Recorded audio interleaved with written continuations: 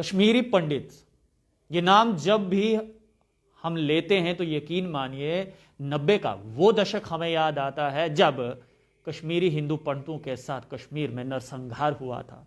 और हम सब जानते हैं कि उस समय राजनेताओं ने क्या किया था।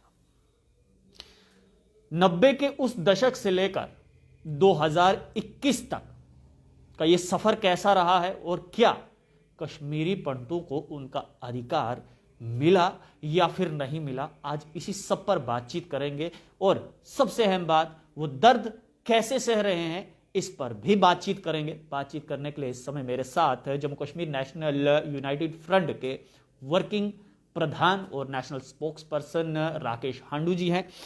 राकेश जी, 90 का वो दशक जब कश्मीरी हिंदू पंडित पे एक ऐसी सुनामी आई जिसने कश्मीरी हिंदू पंडित को कश्मीर में रहने वहां से जाने पर मजबूर कर दिया।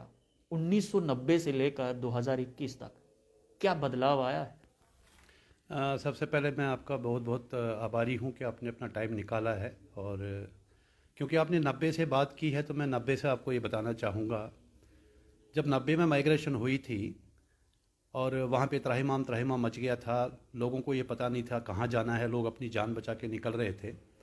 तो मैंने उस टाइम पे गीता भवन में काम किया है under the banner of Hindu Shiv Sena. Krishna Manhas ji जो जम्मू के हैं उनको साथ में लेके, ताकि मैं उनका सबसे पहले आभार व्यक्त करता हूँ कि उन्होंने उस टाइम पे हमको यहाँ सहारा दिया है। और जम्मू के खासकर लोगों को मैं बहुत बहुत धन्यवाद करता हूँ कि उन्होंने हमारे घर के दरवाजे खोल लिए और हमें वहाँ पे शरण दी। कुछ लोग तो कैंपों में चले गए, तो उस टाइम तो बहुत ही बुरा हाल था। उसके बाद हम लोग यंग थे, मेरी भी उम्र 22-23 साल की थी, हम लोग घर से बेघर हो गए थे, खून हमारा भी गर्म था। हम उस टाइम पे डिफरेंट पॉलिटिकल पार्टीज़ और जो रिलीजियस ऑर्गेनाइजेशंस हैं उनके पास गए थे कि हमें भी जैसे कुछ सेल्फ डिफेंस के लिए कुछ एम्यूनिशन दिया जाए, ट्रेनिंग दिया जाए, फंड्स दिए जाएं, ताकि हम जो वहाँ पे लेफ़्ट ओवर है या जो लोग अभी किसी मजबूरी की वजह से नहीं निकल पा रहे थे वहाँ से, उनको वहाँ प्रोटेक्ट करें। लेकिन उस टाइम भी पॉलिटिकल एक्सप्लॉयटेशन होने की कोशिश की, धार्मिक एक्सप्लॉयटेशन होने की कोशिश की। उसके बाद मेरे को ऑफ़र आया था सिक्योरिटी फोर्सेस से, तो मैंने वहाँ पे एंटी मिलिटेंसी में काम किया है जब जगमोहन जी थे वहाँ पे। एक चीज़ मैं और बताना चाहूँगा कि बार बार जब भी आप फारूक अब्दुल्ला बात करता है, जो भी बात करता है, फारूक अब्दुल्ला जी उस टाइम पे लंदन भाग गए थे और लंदन से वो ये बयान दे रहे थे कि कश्मीरी पंडितों को ने जगमोहन ने निकाला है। मैं आज ये ओपनली बोल रहा हूँ क्योंकि मैं सिक्योरिटी फोर्सेस के साथ काम किया है, ग्राउंड लेवल पे हालात देखे उस टाइम पे वहाँ पे क्या थे। आज अगर कश्मीरी पंडित जिंदा है या वहाँ से निकल पाया, उसके लिए मैं जगमोहन जी का बहुत बहुत आभारी हूँ। लोग बोलते हैं जी जगमोहन ने निकाला है, मैं उनसे ये सवाल पूछता हूँ क्या जगमोहन जी घर घर गए थे उस टाइम पे कश्मीरी पंडितों को ये बोलने के लिए यहाँ से जाओ? मैं फारूक अब्दुल्ला से सबसे पहले ये सवाल पूछना चाहता हूँ कि वो इस चीज़ का जवाब दे कि वो खुद जब वहाँ पे चीफ मिनिस्टर थे, जब जगमोहन जी वहाँ पे आए थे, उनकी सरकार बर्खास्त हो गई थी, वो तो खुद लंदन भाग गए थे, हमारे को उग्रवादियों के सामने खुला छोड़ दिया था। तो जगमोहन की जो एडमिनिस्ट्रेशन थी उस टाइम पे, इसलिए जगमोहन का नाम लिया जा रहा है। और वहाँ पे हालात ऐसे थे कि कुछ लोग रात के अंधेरे में, दिन के उजाले में नहीं निकल पा रहे थे। तो हम एज ए कश्मीरी पंडित वहाँ जाके हम अपने लेवल पे जो कर सकते थे, लोगों को रेस्क्यू करके वहाँ से निकाला है। उसके बाद 2008 तक हम लोग स्ट्रगल करते रहे, अलग अलग स्टेट्स में गए, अपनी मेहनत मजदूरी से, अपनी काबिलियत से, ईमानदारी से गुजर बसर किया, तो स्कैटर हो गए, पूरे ग्लोबली स्कैटर हो गए।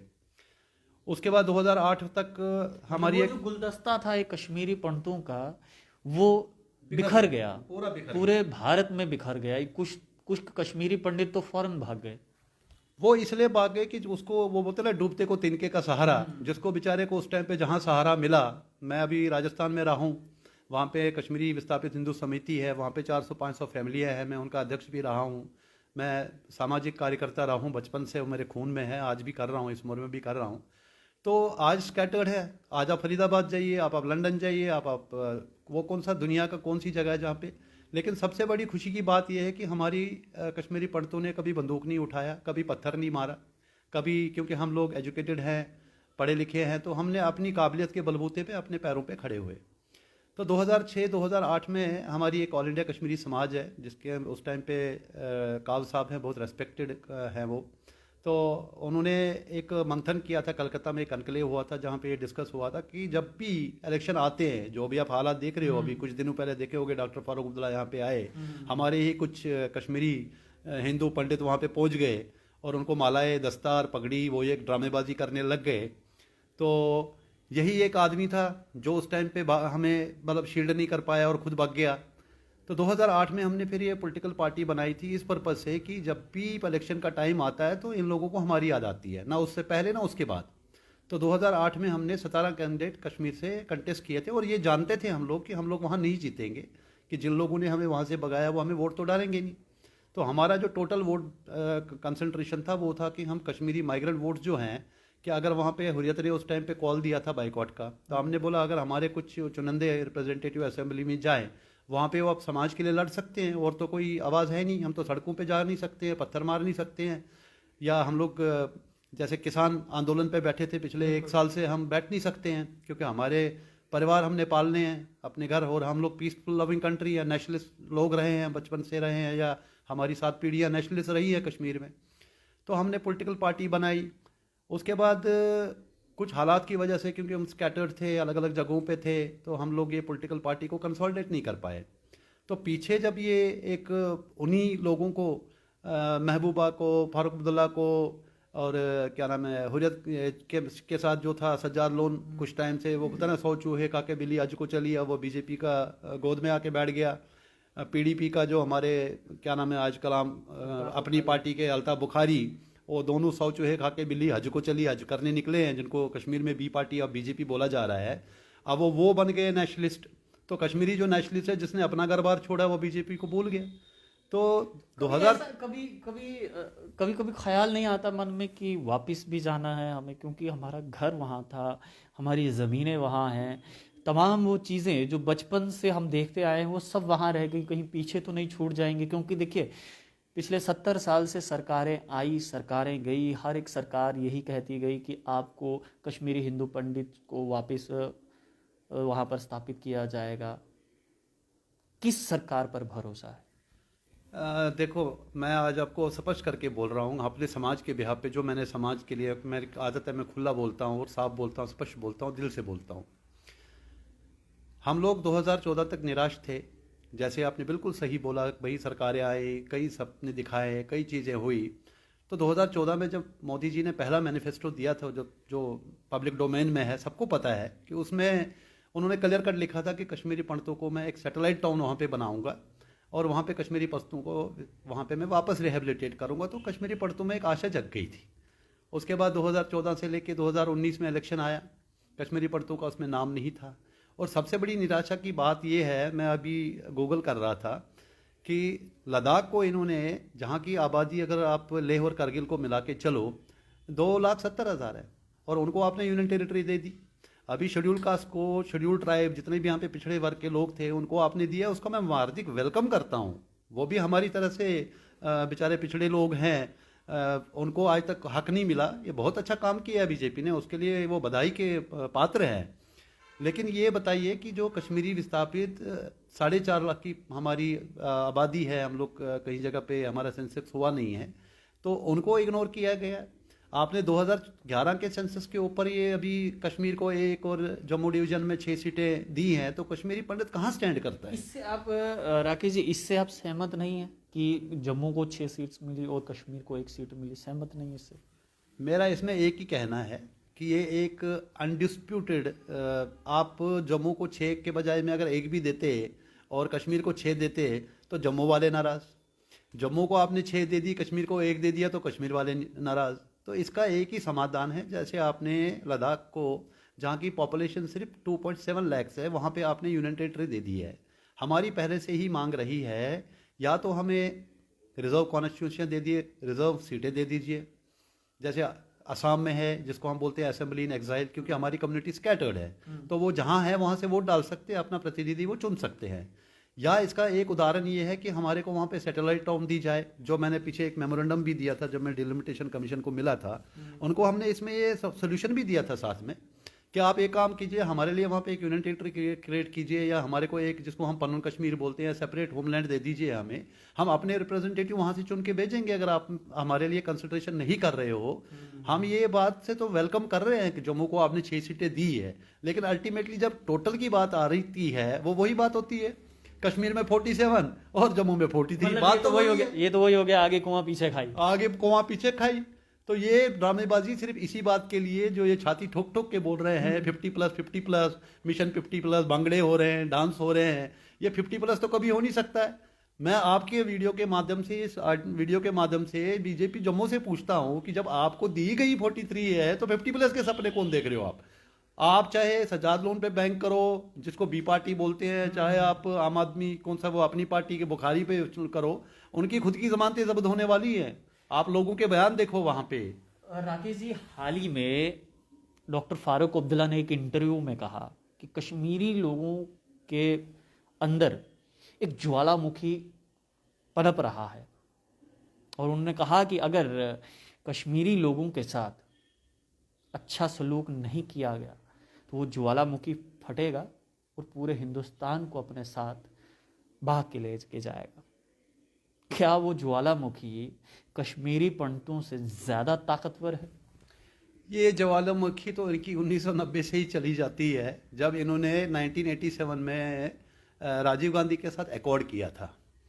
आज जो कश्मीर में हालात हैं उसके लिए तो मैं फारूक अब्दुल्ला को ओपनली आपके माध्यम से चैलेंज करता हूं कि जब आपने राजीव गांधी के साथ एकॉर्ड किया था तो मोहम्मद यूसुफ शहीद सलाउद्दीन कैसे बन गया?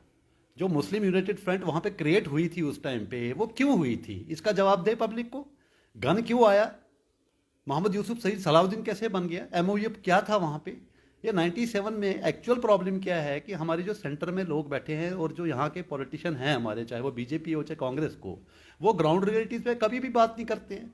आज तक बताओ, इनसे ये सवाल पूछा जाए, जब 1987 में आप वहाँ पे राजीव गांधी और वो एकॉर्ड हुआ था, जिसको हम राजीव फारूक एकॉर्ड बोलते हैं, उसके बाद ही तो वहाँ पे त्राहिमाम शुरू हो गया, बंदूक वहाँ से आ गई, पाकिस्तान से आ गई, वो मौके की तलाश में थे। अब ये ज्वालामुखी की बात करें, लोगों को भड़का रहे हैं। कल ही मैंने एक वायर टीवी इस पे देखा, ये तो रो रहे हैं वहां पे।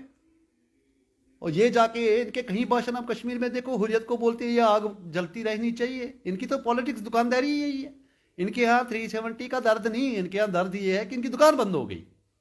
इनको सबसे बड़ा, चाहे वो महबूबा मुफ्ती हो चाहे ये हो, अब महबूबा जी बड़ी बड़ी बातें करती है, कंपेनिंग कर रही है। अब महबूबा जी के जो फादर थे वो होम मिनिस्टर ऑफ इंडिया थे उस टाइम पे जब हमारा पलायन हुआ वहां से, उनको नहीं क्यों नहीं ब्लेम करते? वो तो सेंटर में थे उस टाइम पे। आज जगमोहन को आप ब्लेम करते हो कि जगमोहन ने कश्मीरी पंडितों को वहां से निकाला।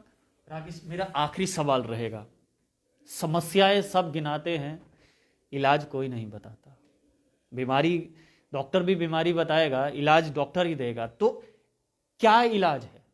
समस्या का समाधान क्या है? कैसे कश्मीरी हिंदू पंडित जो है वो एक बार फिर से कश्मीर, यानी कि अपने घर में, जिसको आप लोग पनून कश्मीर कहते हैं, वहां पर जाकर स्थापित होगा?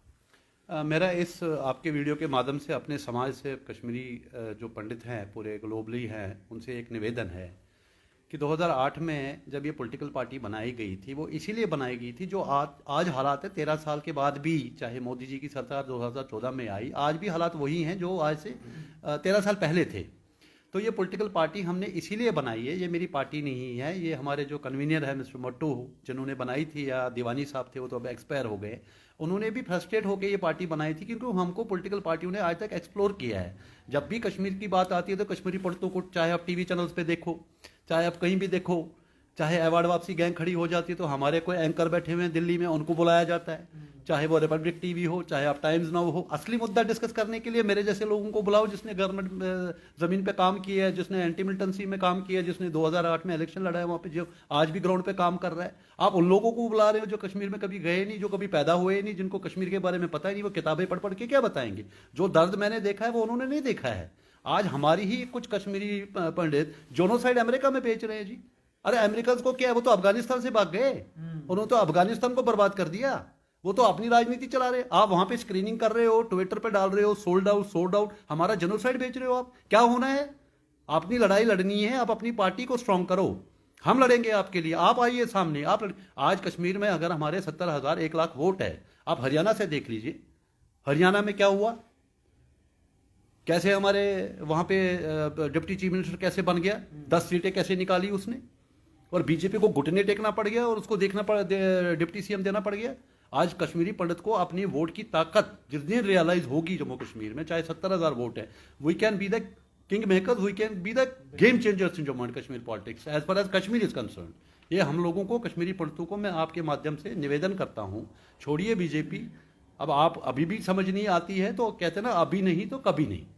तो चलिए देखिए, राकेश हांडू कह रहे हैं कि अभी नहीं तो कभी नहीं। तमाम कश्मीरी हिंदू पंडितों से रिक्वेस्ट कर रहे हैं कि आइए एक साथ मिलकर ये जंग लड़ते हैं, सियासत में उतरते हैं और आने वाले समय में वापस कश्मीर चलते हैं। आप लोग देखते रहिए आली पोस्ट। कैमरामैन गगन के साथ देव ठाकुर, जम्मू।